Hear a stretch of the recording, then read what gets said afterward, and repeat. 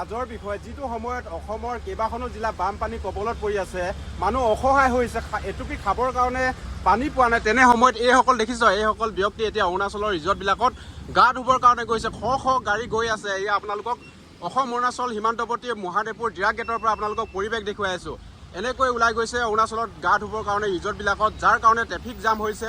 ইয়াত প্ৰশাসনৰ লোকসকল আহি কিনে প্ৰশাসনৰ লোকসকলে ইয়াত ট্ৰেফিকৰ ব্যৱস্থা কৰিব লগা হৈছে। কিমান দীঘল লানি শাৰী, ইয়াত প্ৰশাসনৰ ব্যক্তিসকল দেখিছেনে, এখেতলোকে আহি ইয়াত এই ব্যৱস্থা কৰিব লগা হৈছে। আৰু এইসকলৰ কাৰণে আপোনালোকে কি কমেণ্ট এটা দিব আপোনালোকে কওকচোন। ৰিজৰ্টত গা ধুব গৈছে এইটো সময়ত, বহুতে কিন্তু এইটো সময়ত সাহায্য দিবৰ কাৰণে গৈছে। বহুতে পানী এটুপি খাব পৰা নাই, তেনে সময়ত অৰুণাচলত গা ধুবৰ কাৰণে এইসকল গৈছে ৰিজৰ্টত। কি ক'ব আপোনালোকে, ভাল এটা কমেণ্ট কৰক।